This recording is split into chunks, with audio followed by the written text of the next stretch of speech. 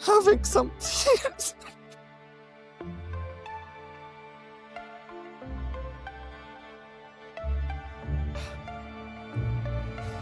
And the first thing he tells me, "Hey,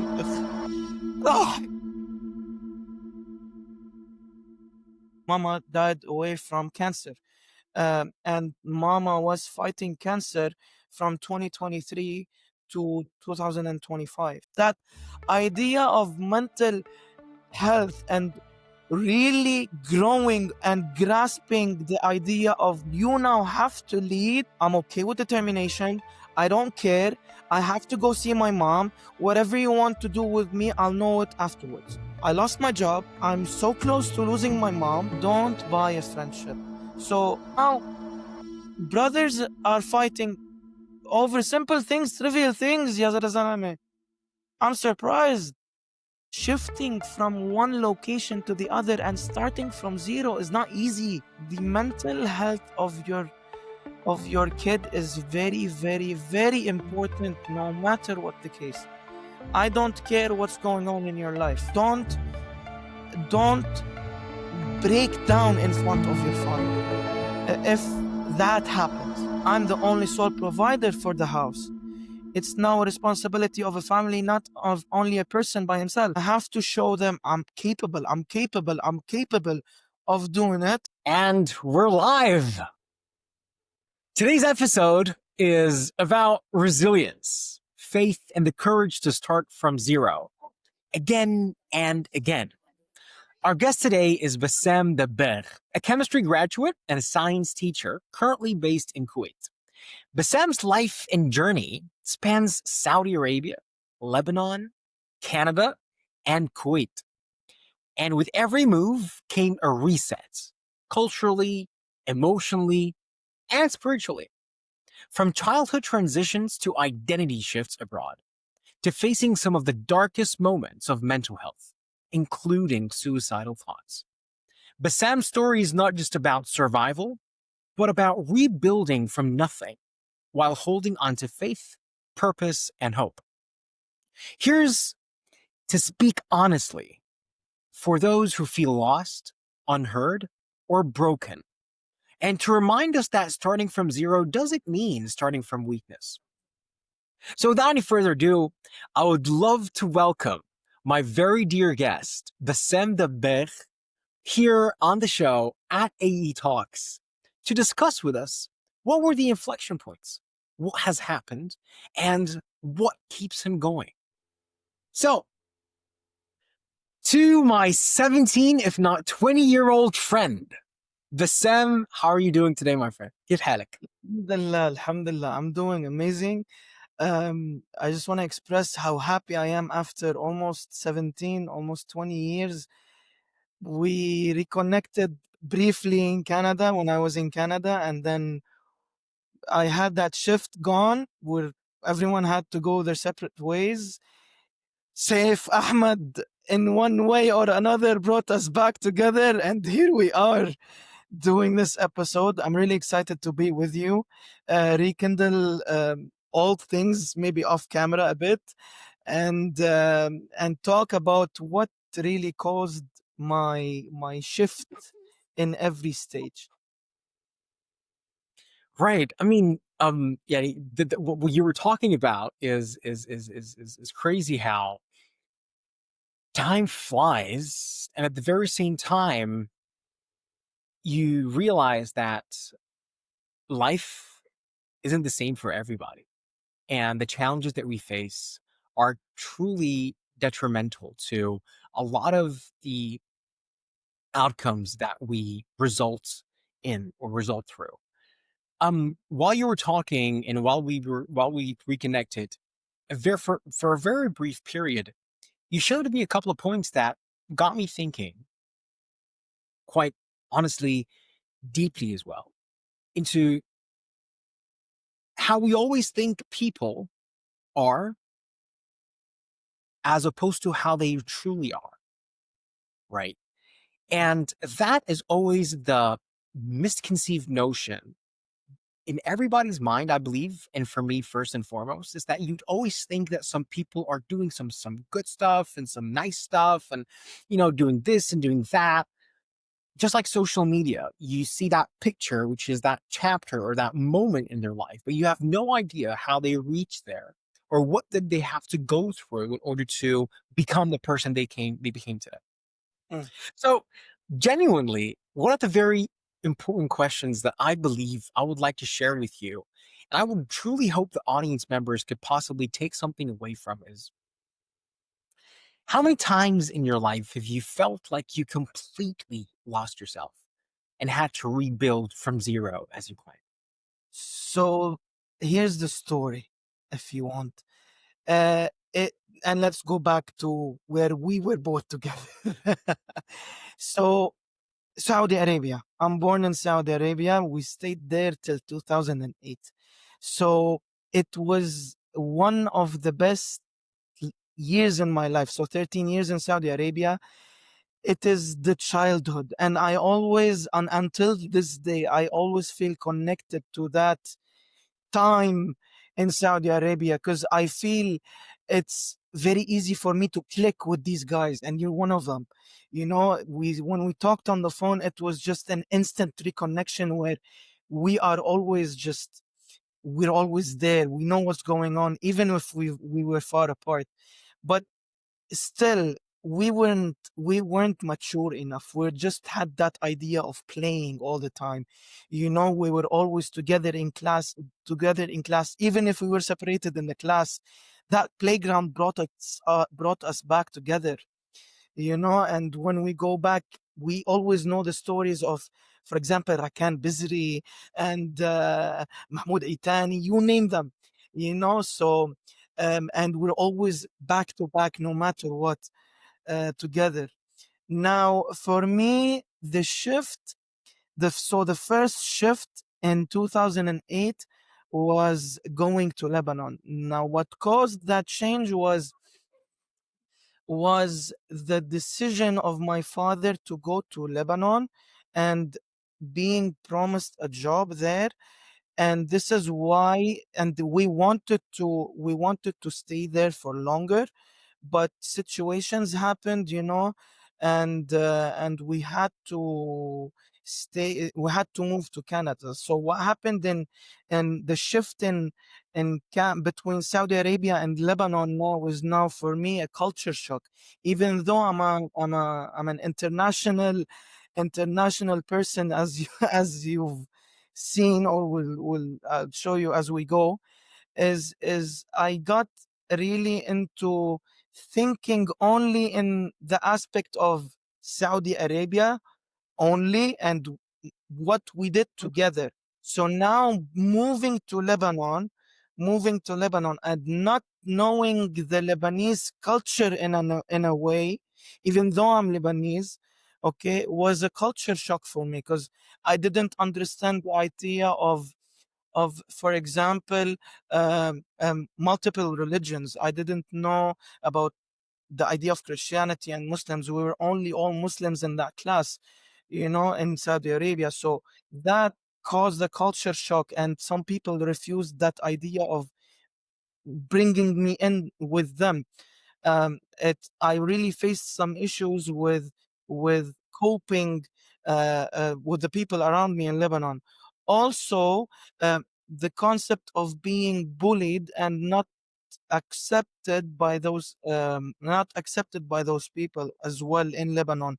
I felt that way, but later it's kind of a small reconnection with those people, but still it's not as deep as it was in Saudi Arabia with you and the guys.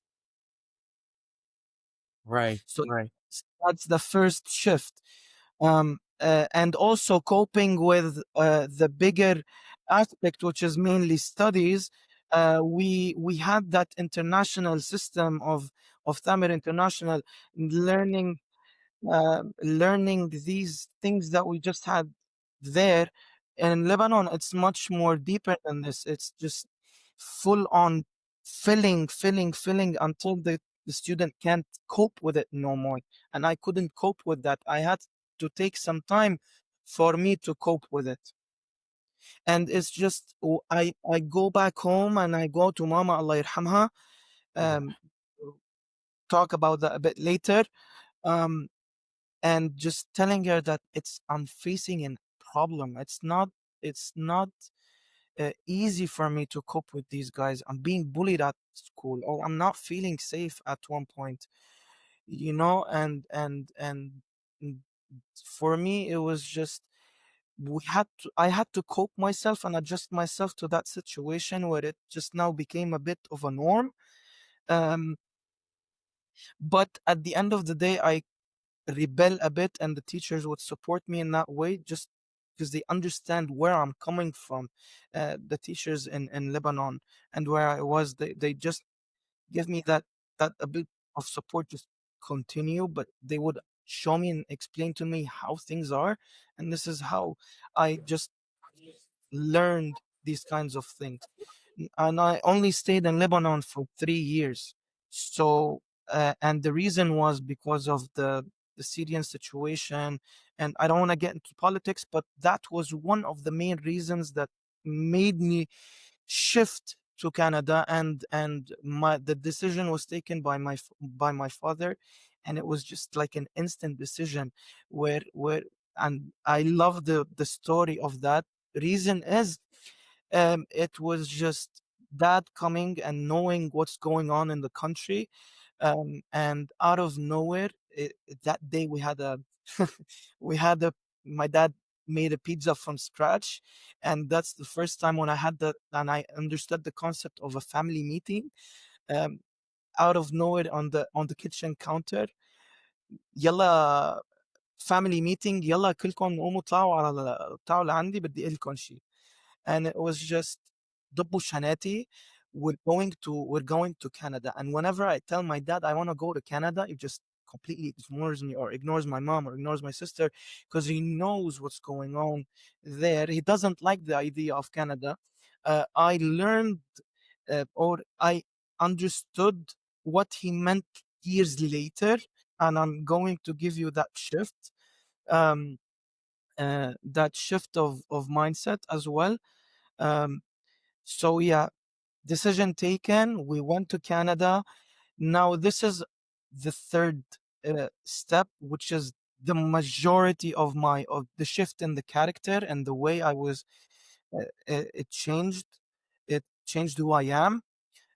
In terms of this, um, Canada for me was a big milestone. 10 years of my life. So from 1996 to 2008 in Saudi Arabia, 2008 to 2011 in Lebanon, and from 2011 to 2021, which is the year I graduated from university, um, uh, in Canada, and then shifting to Kuwait. Other After that. So 2011, first year, going to Montreal, no idea what's going to happen in my life. I'm just following what my parents are or the decisions that my parents are taking, not understanding really what was going on. I didn't have that idea of why. I just went with the flow. And then I just, sometimes when we grow up, we get that instant grow up, like just an instant psychological understanding of sometimes what's going on in your adolescent years. So, and I started asking my parents, like, why are we always shifting? Why is it that we can't stay in one location? And my parents would tell me, we're doing this for your own benefit. And there's no um there's no يعني what do we say ما في فايدة. There's no benefit of me staying here, and I see what's coming as danger for my family. So my main exit for you guys is to go to Canada and finish your education there. And I got so Montreal is as you know, French educated. I was English educated. I had to go into that idea of shifting from English to completely French. Thankfully, I was not. I didn't face a problem with the bigger shift or the transition because I got accepted really quickly. Understanding now that there are different adversities in life, knowing that there are a lot of people with different nationalities, different backgrounds, different religious beliefs, that made it easier for me to know where my maybe my boundaries are with some people, how things are going, and I went with the flow. But still, I faced that problem of trying to adjust myself to learn completely French. Thankfully, my mom got the chance to go to Ontario and work as a volunteer coordinator in an NGO, and for people that are francophone, and adjusting them to the society in an English environment. I got back to the English system, and this is where now I felt a bit lonely because I wanted to be accepted and have friends. Okay, but even though the people accepted me there, I felt like this is not my atmosphere. مثل ما بيقولوا باللبناني منه جوي. عرفت؟ فthat started creating some questions in my head. How do I now start letting people accept me forcefully, if you want, in one way or the other?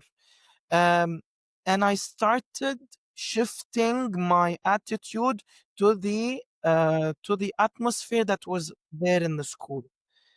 Now, this is where my dad started noticing behavior change in my attitude, in my character. I'd always be in my bedroom, not talking to them as much, and I got raised into valuing family time a lot, and I still believe in that. I readjusted myself into that idea again, but there was a certain time where I couldn't adjust that thought in my head. So this is where my dad stepped in, mom stepped in, where they're saying, uh, no, that's not how we are. This is how we are. This is our beliefs. Grew closer to the religious belief, alhamdulillah, Islam, and now is setting that boundaries for myself with the people that are there, causing them causing them to now step away from me, and not understanding where I'm coming from, even though I've explained myself a lot. Um, Explaining myself a lot, trying to really adjust. And during that time of being lonely and being in my bedroom all the time, it's just now, you know, the changing character, the change in everything that I'm going through caused me to be lonely. It I did not get that suicidal thoughts yet, uh, but it was a start in a way. And but I would still talk and have my normal life with my parents, not knowing, not letting them know what is going on through my head. Um, until now, okay, big milestone has occurred where now I have my high school diploma, and now it's just a shift from high school to university, but I didn't get that chance. Reason is I was immersing myself and trying to still getting my head, trying to get those people to accept me in that school, which was now going to student council. Student council was it changed my way of looking into things. It gave me that sense of leadership, which is a positive thing, but still not being accepted, looking at me as an outsider, and trying to really show them that I'm there. Don't don't reject me. I'm just a human being trying to cope myself with my loneliness at home. Please accept me. And but I didn't say this directly. I just my actions, as I rethought my process again while I was thinking now, is just giving me that conclusion. Alhamdulillah, I didn't, and then I took the decision of not following that atmosphere, um, not because my dad told me so, but because my dad taught me how to do so. But still, I felt that loneliness, and like now the shift to college, which was before university, this is where these suicidal thoughts came into me, and it was why it was just now I'm all by myself with my dad. Mom and sister are here in Kuwait, so I felt in a way that I was the reason of separating my parents into half. Mom and sister in Kuwait, I'm with my dad, and and I don't have no one except Baba, which is now I'm trying to prove to my dad that I'm okay. And that was um there. But sorry, I made a mistake. It was within that shift before my mom and sister went to Kuwait that I had that suicidal thoughts. Um those suicidal thoughts were, um I didn't say anything, and God forbid, and I don't want or any Muslim to fall in that loop. I felt I started backing away a bit from that, or not praying, not doing anything, but still doing yani salah and all those things. Um, and this is where I came in out of nowhere, and I still remember that moment really well. Out of nowhere, I just called, like, and I screamed, and I'm in my bedroom, "Mama, I need to speak to you." Oof. Give me a minute, because now it's gonna really get um bad for me. Um, and I called Mama immediately, telling her, "Look, I have these thoughts going in my head, and I can't cope no more with this." Um, and this is where I started talking to her, and just pouring my heart to her and telling her that I have those thoughts. And obviously, she called my dad. We had that bit of a talk, and tell me what's going on with your head. Um, go and going on with what's going on with my head. And my mom felt that that's not my son, that's someone else talking, and she took the decision of, because she was working in that NGO uh, uh, um, place, and we had doctors that were working there, just to make sure that that community had a safe place for any sort of medical problem. So doctors were there, so it's half doctor, half volunteer and stuff like that. And she told one of my dad's dear friends, who's also a doctor, about my situation. Um, and she told him that I had that idea of the suicidal thoughts.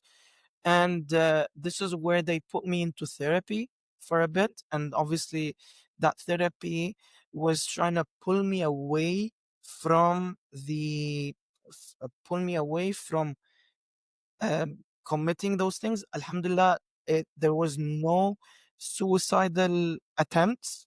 It just the idea of just thinking about it really scared me. And how, and this is where I would ask my parents, like, how is it possible for a person to do something like this and end their own life when it's really hard. يعني Allah حرم هالشيء, you know, like, don't do it. So alhamdulillah, that shift, this is where now I started coping myself with a hardship of coping with college. I now started college, and I'm coping with that stress that I have. It's because I was trying to really push myself in studies and trying to prove to everyone that I am able to do something. I want to become something in life, and I want you to see that I'm doing this.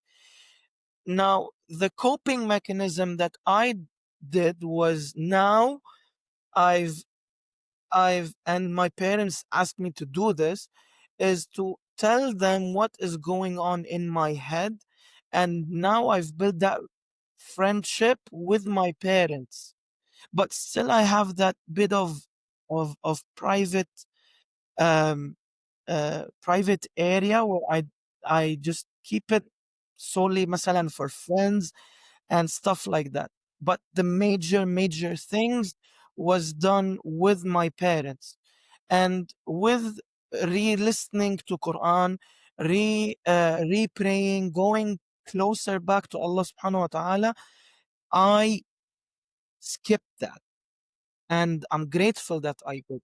What was going on in my head during that time is just, I'm standing in a location where no one sees me. I feel like I'm trying to talk to someone, but I'm trying to explain myself and no one is understanding what I'm doing. And people would brush me off, if even if I'm trying to really connect with someone.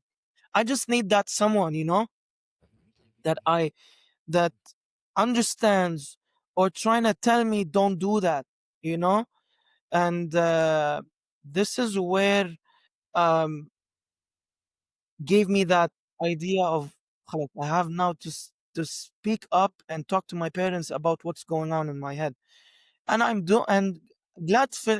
gratefully I did this. And alhamdulillah, um, moving on forward, I moved forward. This is now a shift of or me going back to my roots, knowing what, excuse me, knowing that I'm now a Muslim, I'm a Lebanese, I'm a Canadian, alhamdulillah. Um, by chance, if you want me to reconnect with the talk from Seth, which I saw literally this morning, um, and it was just a given thing because my parents were in Canada before. But I've taken the decision of sticking to my origins, which are Lebanese origins, and going on forward. Now, shift to university.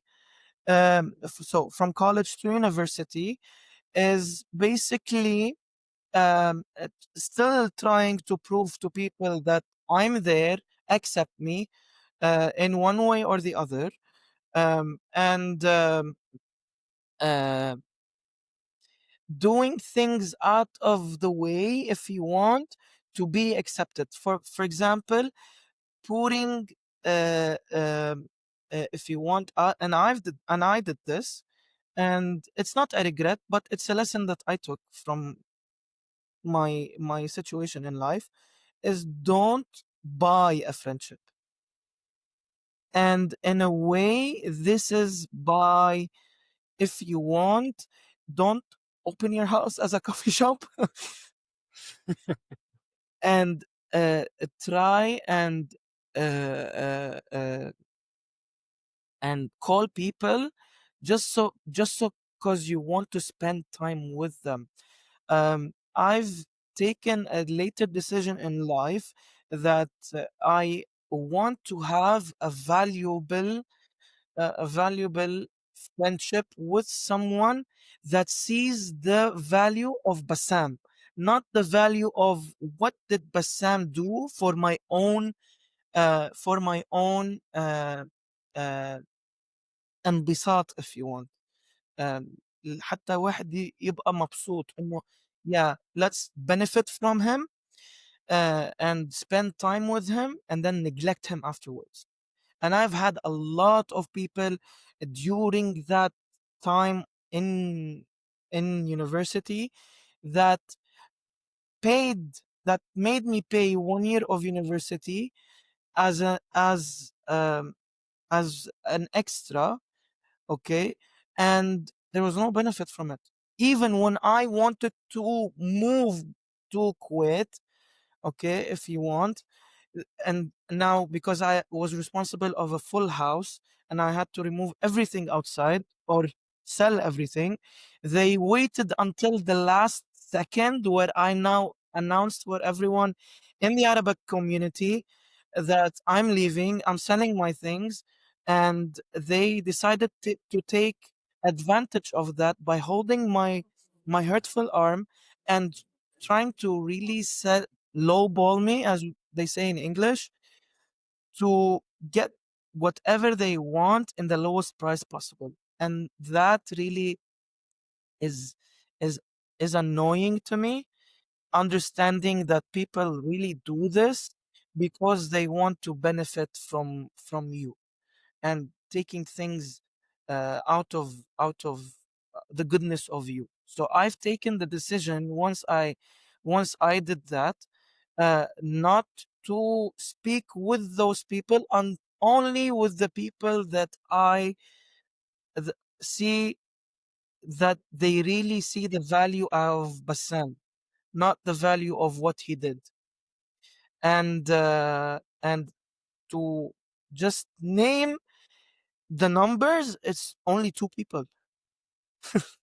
So that, and I used to be, and I'm still that person.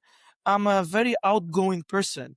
I open up a bit quickly, but that's okay. I understand that it's something that I like doing, but I've learned not to open up as quickly as I used to do, because I now need to see that, do they really see the value of Bassam? Do they really understand that this is who he is, or are they willing to benefit from him to the last second? This is where I'm standing. And this is how things were. Um, yeah, well, fast forward, going to Kuwait. But before I went to Kuwait, um, it is now I had that idea of I wanted to continue my studies. I finished my chemistry degree in Trent, in Peterborough, Canada, and I still had that dream of going to pharmacy, and I still have that dream. How is it possible? Until this day, I don't have an idea. I'm still trying to find my way of going into this. I have that there in one way or the other. I'll come to that as which is the transfer in quit. Um, so I stayed there, trying to apply to multiple universities in Canada and in Georgia, where my sister is now. Uh, she's not there anymore. She graduated literally this in 2025, and she's a dentist now, alhamdulillah. Um, and I'm really proud of what she did, knowing that mama passed away. um, and it was just I really applaud her for this. I'm really proud of her, of what she has accomplished, and the decisions that she's taken in her life to push forward in her legacy. Um, and she's literally taken the decision at the beginning of this year to put on a hijab, and it was just a surprising idea, knowing that my sister, and it was just a sudden decision for it's not but it's a sudden concept to me, because she opened a video call with me, me showing me that she's wearing the hijab, and I applauded her for this, but I had the loss of words.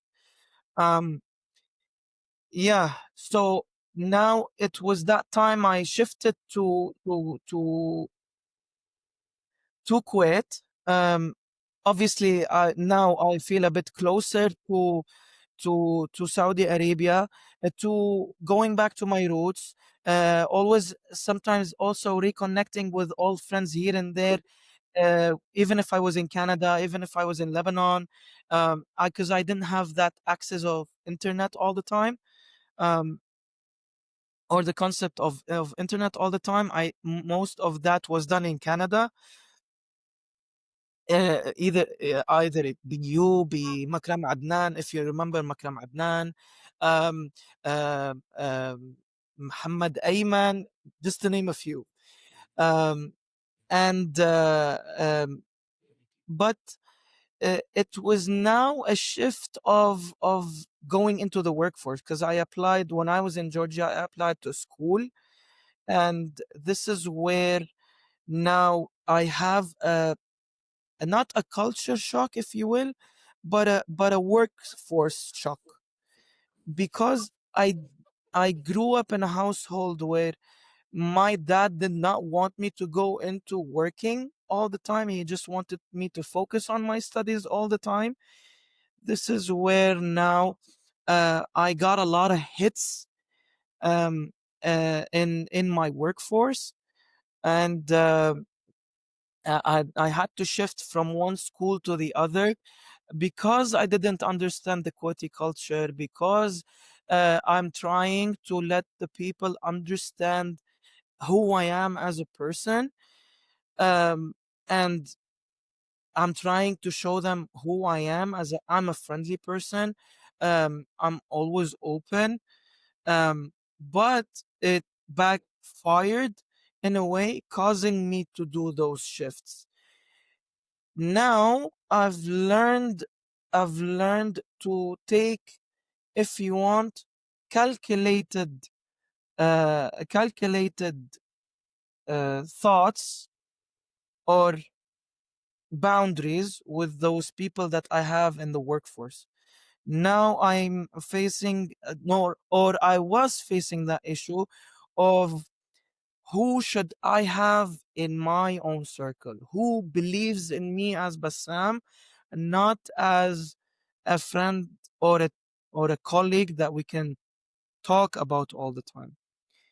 You know what I mean? So that for me was a challenge, and I finally understood that idea of doing this, of putting some boundaries, not talking about everything that I had in my own life, not opening up all the time, stuff like this. So and this is what now cultivated what I am right now in my job. And alhamdulillah, I'm doing absolutely well in my job. And this is because also I did not have the skill set that I need in order for me to do well from the previous school. So those changes, if you want, and so I put a blame on myself a bit, because I was that stubborn kid that did not want to accept um that advice, if you want, because as you know, Mama Allah yarhamha was a teacher, and she learned a lot of skill set when she moved to Kuwait. So it was a big shift for her. Um, Even though she was a math teacher in Thamir, the time that she spent in schools in Kuwait is completely different, and she built a skill set for herself um, uh, to use while at her job. And she tried pushing this to me, but I sensed that this is not what I had in mind. Knowing the sole reason saying is because I was an, if you want, a middle school teacher, and she was an elementary teacher, and saying, no, that's not how it is. That's not how it is. That's not how it is. This is how I see it. This is how I see it. And now I've had a bit of a downfall. So when my mom passed away, the big shock for me was now uh I was now because mama died so just to give everyone a context, mama died away from cancer, and mama was fighting cancer from 2023 to 2025. um Now I had that responsibility of, or I felt that I have the responsibility of holding the household. I'm the only sole provider for the house. It's now a responsibility of a family, not of only a person by himself. So now it's just now pushing myself to really adjust, forget everyone, focus on yourself and your family because you have to provide. And because I was in the middle of that fight by myself, and I have to show them I'm capable of doing it. um it I lacked in my job a bit.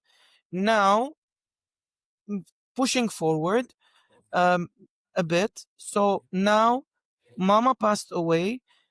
On that same day I lost my job. So that was now a killer for me, and I had to, I had to go see her. So it was, I had that call from Baba before she passed away, trying because and it was after a Christmas break. So I had my Christmas break, and after the Christmas break, Baba called, telling me, Bassam, you have to come. You have to come. I want your mom to feel okay. And he was not telling me what was going on because he wanted me to focus on my work. But I had the idea in my head of I have to work because whenever they want any financial stuff, I have to provide. I have to provide. So now I'm stuck in that dilemma of I lost my job. I lost and I'm so close to losing my mom, and I have no job. So I made a phone call to one of my dear friends, and I really applaud him for this. For supporting me in the most down, if you want, of of being by myself, and he really pulled me out of that hole, and he gave me that, um if you want, lift or small lift, so I learn what is the mistakes that I'm doing in my job to prevent me from doing them all over again. Alhamdulillah, I was able to say my farewells to mama, and because I learned, or that um they told me that mama passed away because of complications from her cancer, and I didn't accept that idea for a bit. Um, but and I was trying to cope myself, but um, so a bit of context. What was going on in my head? So if you want the story of Mama, or the death of Mama, which is now um so I know that Baba couldn't come and pick me up from the airport, so that's now in Canada. I'm back in Canada to go see her. So I I told him I'm okay with the termination. I don't care. I have to go see my mom. Whatever you want to do with me, I'll know it afterwards. And after I come back from my travels, I'm going to see my mom no matter what you say. So I went there. م- عمي الكبير وعمي الصغير الوسطاني, and my cousin ابن عمي, they picked me up from the airport, and it was a completely normal, um, um, completely normal welcome. They didn't make me feel that there was something wrong, and I was in the back of my head. I just want mama, mama, mama. I want to see mama. You know, um, um, and he they just told me, how about we go for a coffee before we go see her? I said, okay. They sat me down. How's your travel? How's everything? Um, and they started slowly introducing that thought of her being dead. So out of nowhere, they started, yani in the middle of the convo, they started telling me, you know, that your mom has some complications, and she's facing them and stuff like that. And they're sometimes a bit uncontrollable, but they've now I'm interrupting them as they say, saying, because now I'm fearing the most, which was the idea of death, and telling them, but she's doing okay. But she's doing okay. I know that they're doing everything that they have in their power to to break or to stop or control the cancer, if you want. And this is where everyone was just completely dead silent, and out of nowhere, my Ammi Muhammad al-Kabir, um, and he just said, "You know that al-amar biyadillah." So I that and I told him, I understand, but you're still it was still controllable, right? And still insisted on saying the same sentence until I had to understand, or he want me to conclude that she's dead. So a couple times we're saying, but she's doing fine. الأعمار بيد الله. الأعمار بيد الله. الأعمار بيد الله. And this is where and I got that final realization of, or saying to them, no, شو ماتت? And this is where now everyone started crying. All I remember, so it was just complete blank. I'm in the middle of McDonald's, you know. I'm surrounded by people, and I cannot just pour my heart and soul in front of everyone and start crying like a kid. Um, I went outside, and I just poured my heart and soul outside, saying, why? And I had that realization in my head.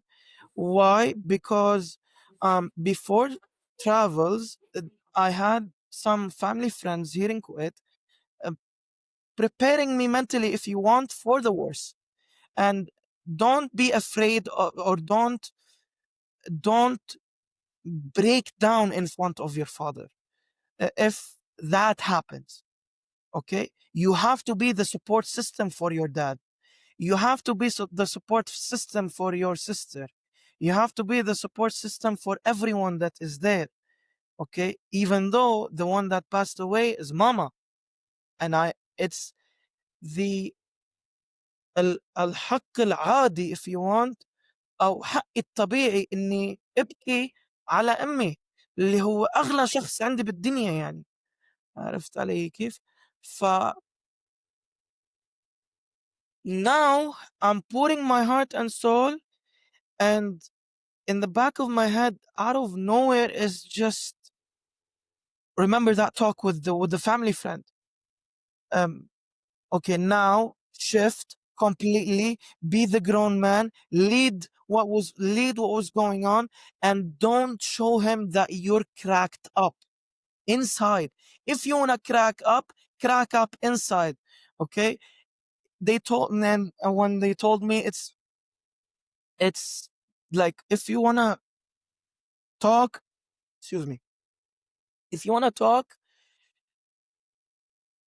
if you wanna talk to us. Don't talk to your dad. Your dad is not in a situation where he's able to talk. And if you're able to let him just cry, just let him pour his soul out. Okay? You've done 95% of what we want him to do. The 5% is just you coping with Baba, trying to cope with everyone that is there and being the support system for everyone. So he told me, "Do you want to go anywhere?" So my cousin just comes and tells me, "Do you want to go anywhere?" And I'm full on grown up, you know? I don't care where you want to take me. Take me to Baba. That's it. Baba, I don't care what you want to do. Don't don't ask me any questions or don't try and force anything on me. I'm showing them that in my actions. There's alhamdulillah, after that there's no suicidal thoughts, but that idea of mental health and really growing and grasping the idea of you now have to lead is just, it was in my head. It was just second thought. Okay, do it. You have to do it. You have to do it no matter what. Don't break down, you know. And alhamdulillah, and I did it. And a lot of family members, including khali.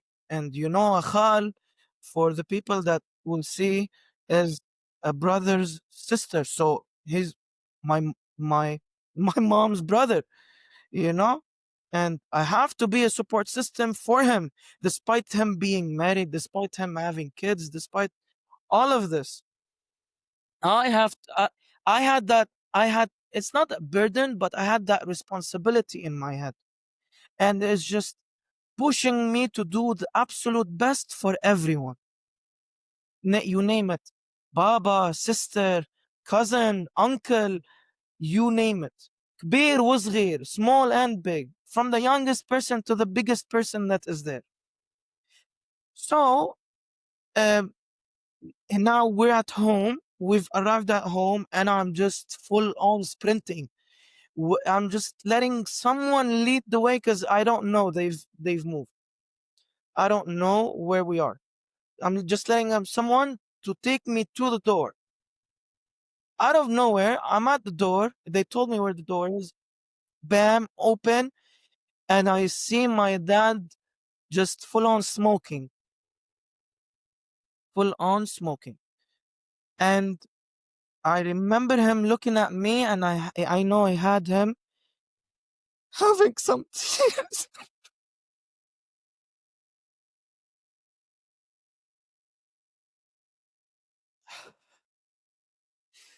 And the first thing he tells me, he, "Ah," and it's just No, for take your uh, breath. Take your breath. That's okay. Take your give breath. me give me a sec. Take your breath. Take your time.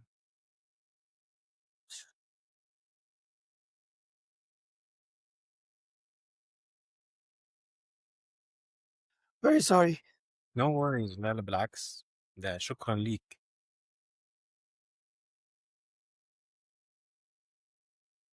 And while Bassam takes on his breath, um, it takes so much courage, by the way, to open up and share intricate details about very close people to you. And we're speaking about a person's mother, right? Um, Nobody can beat how close that relationship was. And the fact that he stood up and said, I want to share the story. Um, Perhaps maybe one person could take away something who may be going through either suicidal thoughts or grieving a lost beloved person. That's not easy. You don't find a lot of examples as such. Well, you do find a lot of examples going like that, but not a lot of them are willing to come up and share this with people they may know and they may not know. Speaking Mm. about good details as such, I applaud you for this courage that is absolutely inspirational. If you realized I haven't opened my mouth for the past 53 minutes, and that's not out of nowhere. Your story is captivating, and I just believe that this is your podcast. This is your episode.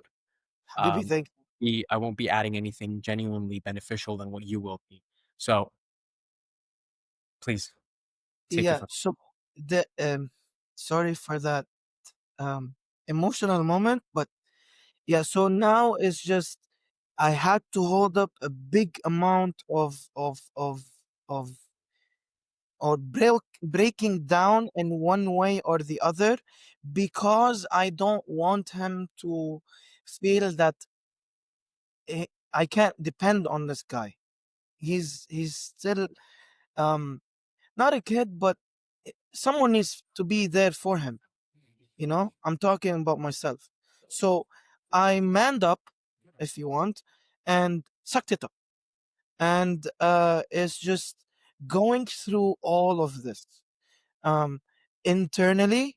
But I had my moments where I would just cry briefly when with my uncle, um, letting him know that or he understands that I'm grieving, but I'm grieving by myself. Um, and I still have to be that dependable person in such a situation like this. So, so, and he didn't notice even like it was just I maybe like cried like maybe once in front of him, just I'm wiping the tears off my face just for them not to notice. Uh, are you, and they're just telling me now they're now scared of my reaction. It's not that I'm fine. I'm of course I'm grieving, but in the back of my head is just I'm saying to them, I'm fine, I'm okay, whatever you want, I'm there for you, and whatever, if you want to even cry, you have my shoulder to cry on, even for Baba, and telling him, if you want anything, I'm there for you, I'm there for you. And but the thing is, I didn't have the courage to to tell or be with my sister when she was given that news. Okay, reason is I might have teared up in front of her and she would have noticed immediately, and I don't want her to notice immediately. Maybe she might have a shock. Reason is she's still studying during that time, so I can't let her notice immediately that mama is not okay or mama is dead. I can't let her have that thought right away. Um, my sister is a bit sensitive in a way, and I have to, and I understand the idea of her being sensitive. This is why I said I don't want to go with you when you are giving the news to her. And when she came in to the house, I saw her. I looked at her. The first question that came into my head is, "Are you okay?" And she I see the lie in her eyes, but she also has to, um, not has to, but she's decided to do the same as I did for Baba, because we still didn't have that idea of the what's the reaction of Baba when she is buried, because she still wasn't buried by that time. We had to. I pulled my sister inside and I told her, look, whatever happens, I know I might be asking a bit too much from you, but I see that you are trying to hide. Let's hide it together. If you want to grieve or I want to grieve, let's grieve together, but not involve Baba in it because I don't know his reaction. Okay. And she said completely fine. I'm with you on it. And she did it. Alhamdulillah, Baba did not have that big reaction that was there, but um it was just for me when I now it was now for me for the final farewell, if you want. And um I I just this is where I cracked, or I let it slip a bit um, in my view, or let them have that view where I just now start tearing up. And I told them, before you close the casket, okay, I have a final word for her before it's closed. Um, Whatever happens, these two people are my responsibility, and I will do everything in my power to to help them no matter what the case. Let it be my sister's education in university. Let it be Baba with whatever he needs to do. Let it be the future that I have to take. Let it be the things that my sister needs. Anything of that sort, I'm the one responsible. And this is why I decided to do this with the friend before I even traveled and I did my farewells to my mom because I didn't know by that time. So, Alhamdulillah, they told me that we're going to take you in. I learned my mistakes. I knew what was there, and from there it was just a full on now learning mistakes in the workforce. Um, learning learning how to understand a kid, if you want, because I'm now teaching elementary, which is now what, grade 5. We're talking what, 8, 7, 8, 9 years old. Okay, we're talking um how to uh, now I'm talking a bit of specifics in my field, which is or my career, which is letting the children or tricking the children into having a classroom, because it's not the way we used to have it back in our days as me and you, which is a full traditional classroom of you have to be seated, you have to focus on the teacher, and that's it. It's just activities, assessments, tricking the students into having a leadership role, because with the idea of now media and having the concept of a phone under my demand is just for me is just too much. I still am coping with this, but I've adjusted myself to kind of accept this because this is now the norm here. Um, and um, I've learned a lot of techniques that help me do this, and I've shifted this to where I am right now in my workforce and what I aspire to do later on in my life. So, what is it that I am aspiring in? I'm sometimes even asking the question and answering. يعني شايف كيف? What is the يعني um, uh, لازم افتح بودكاست اذا بدك. ده كده كده ده كده كده يعني لا بس زي ما what is the aspiration that I have? So I'm now have two things in my mind. Either I continue with the career of teaching and continuing with what I have, and continuing mama's legacy in teaching and what I've learned, and decided to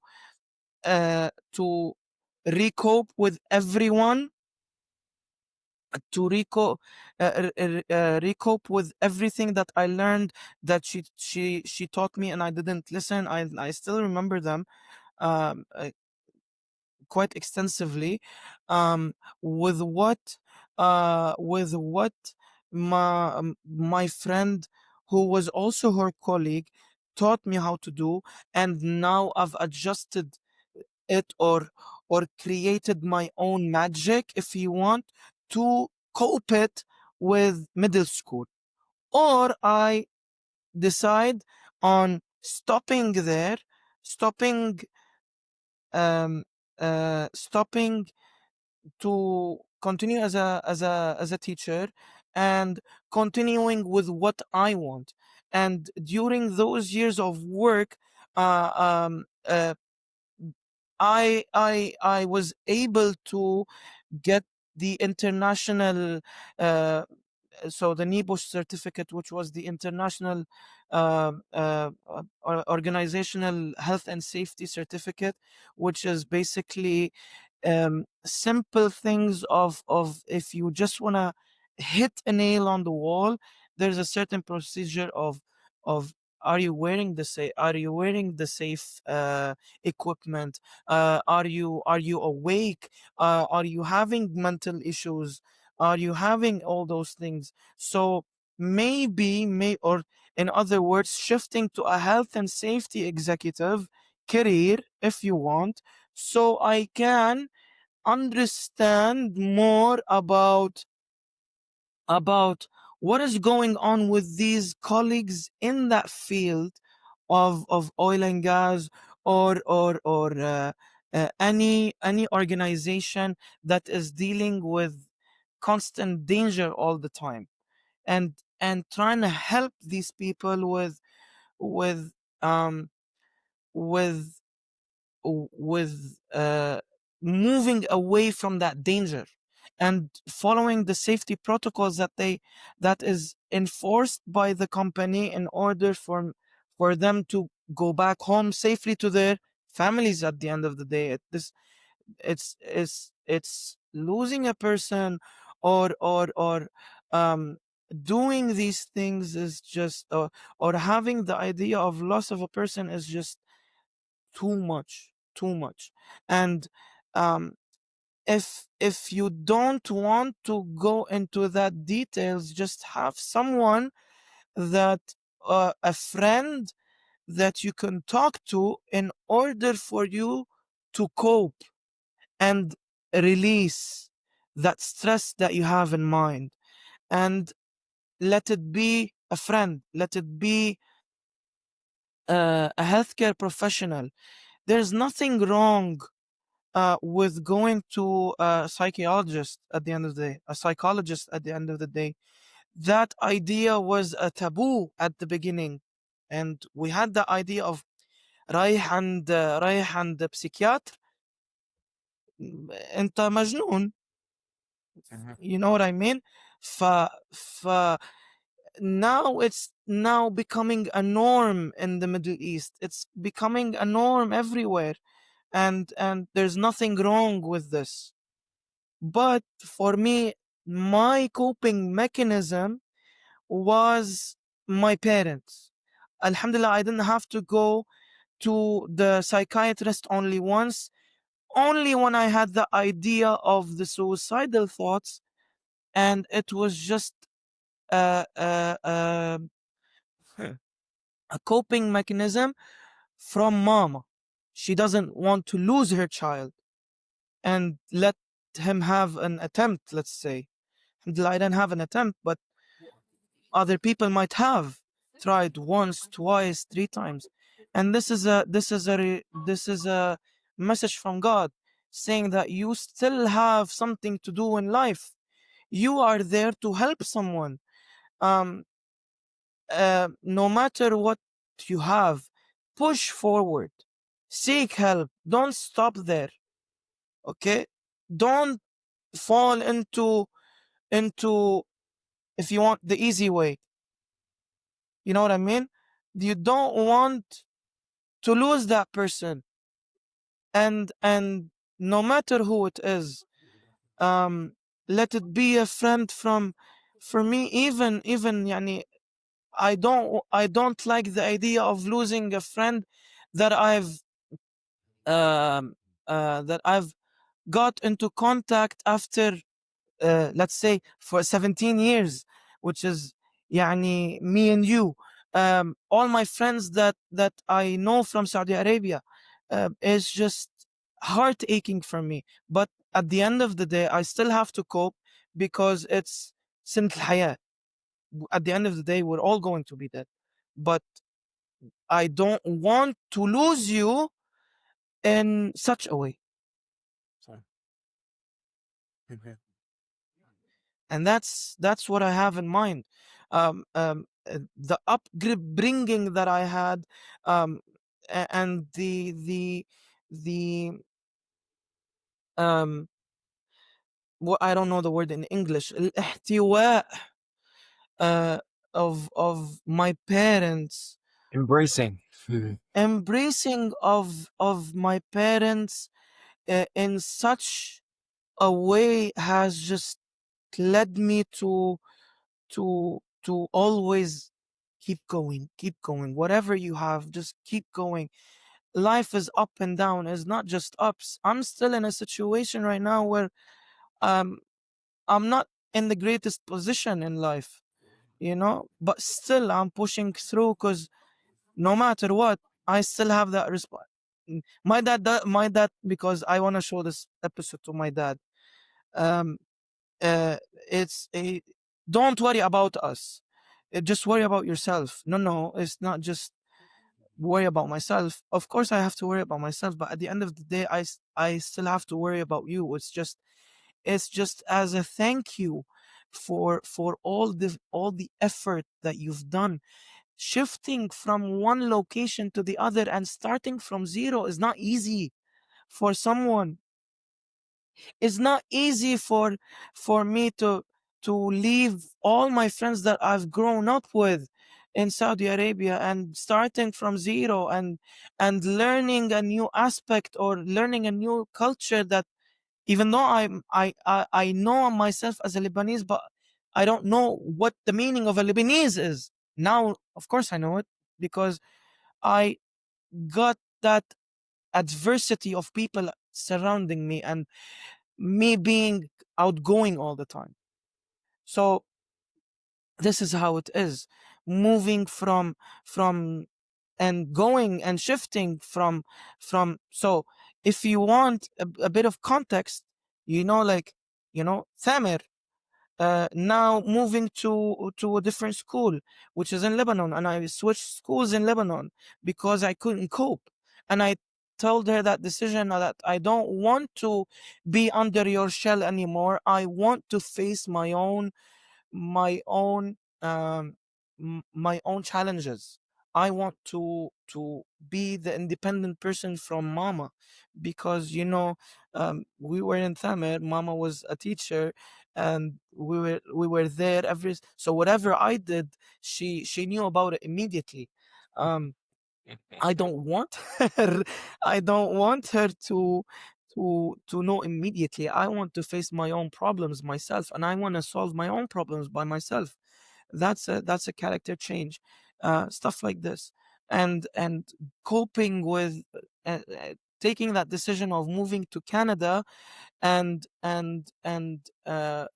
having a bit of a culture shock, if you want, and being a bit lonely after I've been surrounded with friends and family in Saudi Arabia and in Lebanon, and still reconnecting a bit with those people, and then losing all that connection in Canada, and trying to make a new atmosphere for myself, which was not my atmosphere, and and uh, and thank God sometimes for media, we would say it's a benefit and a misadvantage of using. So I used it for my own benefit, trying to reconnect with all my friends in Saudi Arabia and my childhood friends, and talking to everyone and doing everything that I can. And now here we are.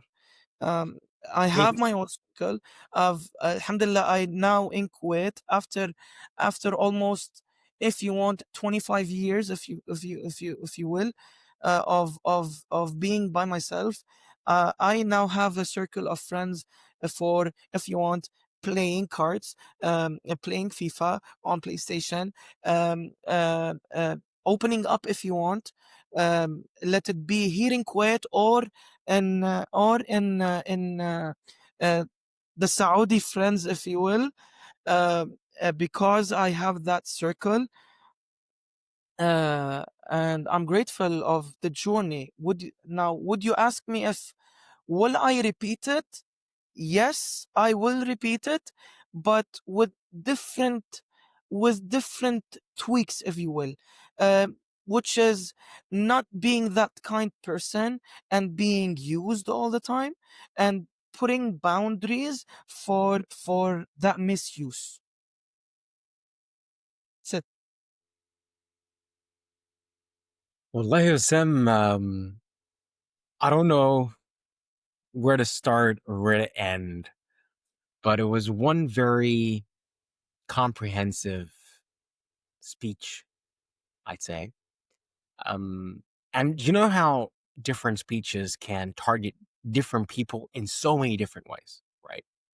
And one of the most beautiful things that I personally hooked myself onto, in fact, there are two things.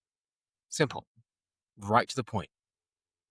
Number one is when you walked us through your suicidal journey and how you found yourself in this never ending loop of how you got there and how you're not able to extract yourself or detach yourself from that. It brings so many different questions in my head. Amongst one of them, or the most important of them, is what would you tell the person going through that? And how would you advise the family to treat a person going through this phase? Okay, so here's what I took that I took out of it from my own perspective, which is saying, okay, what is going on in your head? Tell me what's going on. And this is what my parents did. The first thing I told them, that I have those thoughts. What is going on in your head? Tell me exactly what's going on. Don't hide anything. Be an open book. I'm here to listen to you. Okay. Now I'm talking as a therapist kind of idea. Now I don't know anything about what therapists do, but this is what I'm guessing at. Um, so what's going on in your head? Tell me immediately, okay? And now I might have to prescribe you antidepressant pills, okay? Just to pull you out from that idea. Now the other half is excuse me, which is the most important part, which is the family, or what is going on around that person. So if it's a family, um if it's a family miscommunication, my advice is to, and I'm talking this, I don't know if Western culture would do this, but I'm talking as a Middle Eastern guy, which is, I know that there's a lot of people that are now, the idea of divorce comes into play, and I'm seeing it very common in the Middle East. It's now becoming a norm. Yalla talla, yalla talla. I don't care about you. No, no, and we have kids. This plays a very important role in the kid's life, and I now see it in my students, if you want.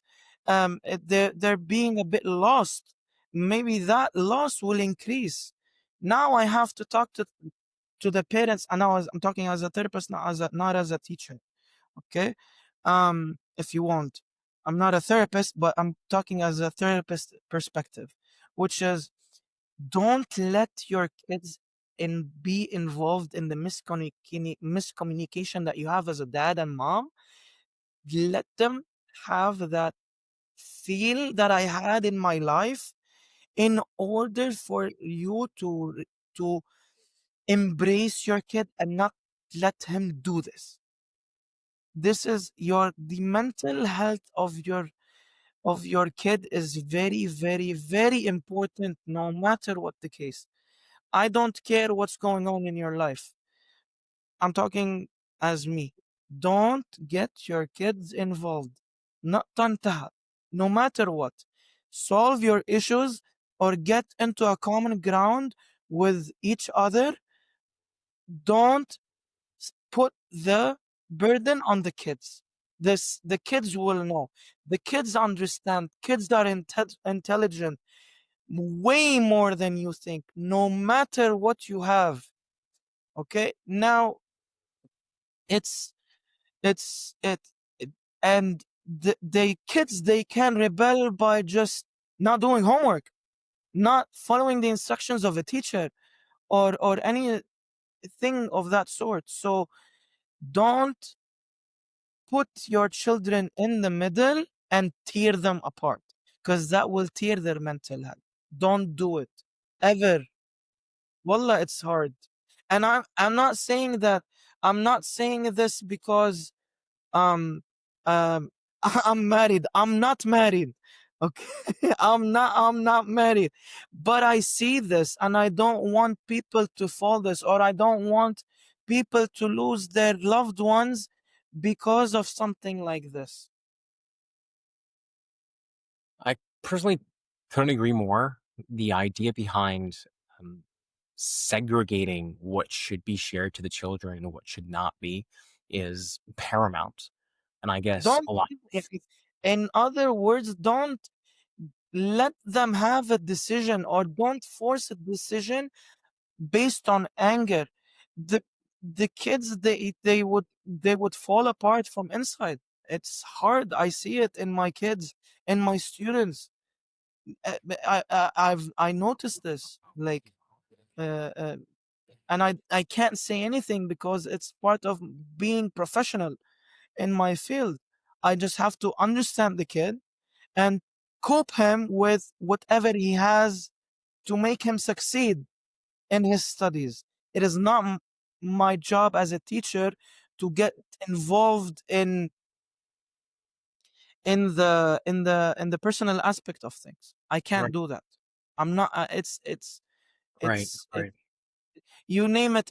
Even if I'm handed a teacher handbook at the beginning of the year, and I have to follow this, um, and I have to follow this. At the end of the day, I'm trying to earn my own. I'm trying to earn my own living, and I don't want to lose this because I decided to go out of my out of my way, and getting myself involved in a personal life that I aslan should not be involved in. So let them cope. But if I notice that my student is losing it completely, all I would say is this to the parent, because there has to be a communication between the parent and the teacher for the benefit of that child. And all I would say is this: whatever you have, um, whatever you have going on at home, please keep it at home and keep it personal between you both. Your kid needs to succeed, and I want him to succeed. I don't want to know specifics, but please keep it between you two. Let the kid feel safe around both of you, even though you have your own differences. Right. And as we were speaking about it, the one of the most important questions that I really wanted to put your way is, you said don't buy friendship. Never buy a friendship. That stood out to me. I was wondering, how would a person buy a friendship? So for me, I didn't notice this until later, and my dad gave me that advice of don't buy a friendship. So buying a friendship, and I gave you the brief example of opening up my house as a coffee shop for for just having people around me, and people used it for their own advantage.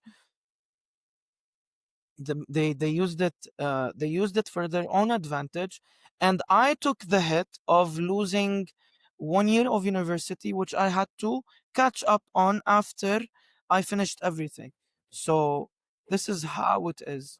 um don't buy a friendship in terms of you, for example. Okay, if you're in an outing, okay, and if you live in a budget, let's say, and everyone lives on a budget, but if you're going out of your own budget to always, for example, pay for the bill, don't do that. لأنه the first thing you'll notice is this: the first time you do it, okay, fine. The second time you're going to do it again, okay. So again, after a couple of times, okay, يعني let's say me and you are doing this, okay, or I'm doing this, in the back of your head immediately you're going to say أنا خلص على طول رح يدفع الفاتورة، خليه هو يدفع الفاتورة، شو فرقت؟ خلص that's it. حتوصل معك إلى هالنقطة. You'll get to that point. Let him pay the bill all the time. خلص. يعني he's going to be that kind person who always say I'm going to pay the bill. بس أنت when you take that decision of not saying that sentence, you you as a person, okay, which got used to me paying your bill, why is this person not paying that bill? خلاص, I will not talk to him. I will start maybe benefiting from him in a different way. um, let it be a bill, let it be emotional support, let it be financial support, you name it. اللي بدك إياه. And these in this day and age, you now are seeing a lot of things, and we are faced in a lot of situations, which is surprising to me, and it's completely different from the way we were both brought up. I know that we are not the same. Saying that, يعني, why are those people, يعني أنا in my own head, why are those people, why is people becoming so beneficial from one another؟ ليش عم يغدروا ببعض؟ إذا يا زلمة صرنا بزمن الأخ بيخاف من أخوه. We're in a down day and age where now brothers are fighting over simple things, trivial things. يا زلمة, I'm surprised when you say something of just انت, when I come and pinch you, what is the first thing we say? أخ. What does أخ mean? أخ means I need my brother next to me. I need my own relatives next to me. I don't care if it's a cousin or a brother. I need that support system in my life, no matter what it is. And this is why I said don't buy friendship. All of that falls under don't buy friendship, or don't let people fool you. I'm not fooled anymore. I can read you, but I have taken the decision. I now that plays a role in the kindness that I have. I've now started taking the decision of, maybe, if you want, in one way or the other, killing that kindness. I decided not to be as kind as I used to be, because I don't want them to buy whatever they want. I'll give them this, but based on what I want, not based on what you want. Big difference. Mhm, mhm, mhm, mhm. And this is why I took that decision of either now I rebel and fight with everyone, and I have that, I have a bad image in front of everyone, or I back myself out and take that decision. I don't want to talk to you anymore, or I will talk to you if I'm forced to a certain extent. You know what I mean? And I've done this with a lot of people in Canada. If I'm forced to deal with you, خلاص, okay, fine, I'll deal with you. But you know, let's keep that level of respect between each other. If you're a very close friend and I consider you family, I'll open up, I'll talk about whatever you want till the end. It's crazy how people tend to, just like you beautifully articulated, how people tend to abuse one another knowingly slash unknowingly, right?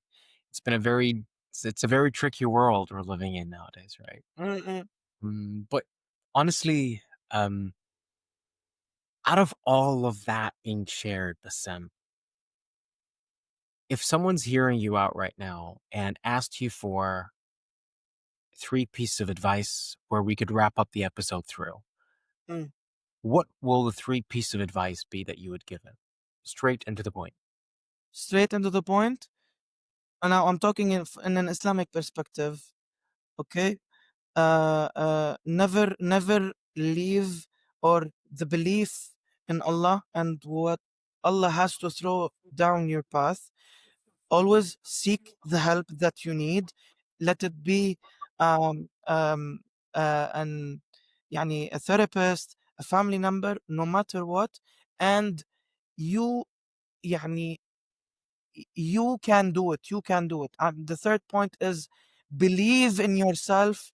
Believe in yourself. Believe that you can, and just do it. Do it. You can do it. You can do it. You have the willpower to do it. You just need that support system that you have. That you or you might need to find it first, and then it will slowly unravel. It will slowly unravel. And trust me, I've been through all of this. I've been through all of this. The way that, or the situation that I'm in right now is is great. Okay, despite me maybe not as getting to what I want in my life, as in maybe career if you want, but the other things, the way that I think about things, um, I've learned that I have to calm my way of thinking and start looking at things. I'll give a simple analogy if you want, which is the cup of water. You Mhm. have a half filled cup of water, and either take the decision. Either I look at the half filled or the empty filled or the empty part. If I'm looking at the empty part, excuse me, I'm looking at the empty part. You're not you will always look at the negative of things. If you're looking at the filled part, now it's just okay, what can I do? Who's there? Let me try and seek help, and it will slowly fill up. It will slowly fill up. Not drink it. Don't keep it empty. Fill it Right. up. Wallahi, Bassem, that was one fruitful, beneficial, interesting conversation. I personally had to reflect quite frequently, and thank you for that. You were very eloquent in speaking, and it gave me time to sit back and, as I was listening to you, to reflect on some, زي ما بيقولوا عليها بالمصري كده مسلمات, things you take for granted. Made me revisit a lot of areas that I take for granted and say, hey, this is a friend of mine whom we used to share the same seat and lend each other pencils and papers throughout our studies, went through XYZ. That doesn't mean he's better or worse than you, but that was his test. So everybody has their own tests in their lives, if not tests in the plural form. Yeah. But one thing I genuinely hope a person or two could take away from is the couple of messages that you shared from the bottom of your heart. It wasn't easy for you to take up the courage and to stand up and share so much personal information. I guess that's by far the only episode that we've ever recorded that we've shared um, intricate details about one's life. It's usually about how did they move from a career, or what successes did they do, or what risks they have done, or what company they have built, and all the good stuff. I'm not saying those are not good, but I haven't really had a chance to revisit the human being behind um, everything that we deem as valuable and shiny, social media friendly, right? This is a human being, everybody, whom went through what most of us will go through, if not already have gone through. And he decided to share his story on how he coped. Maybe that would be a message to someone about to get into something like that, or already out of something like that. So, Bassam Dabbagh, it was a pleasure, my friend, reconnecting. Thank you And so much. no problem. Um, so here's a couple of things. Akid, we need to, I will not accept just this podcast. We have to try and maybe adjust around my schedule, your schedule to meet in person. Since now I have uh, your personal number, we can talk as much as we can. And Definitely. um, yeah, I'm really happy that I was able to open up to someone that I call uh, a family. Okay. um Also, was يعني honestly, the only, and going back to the idea of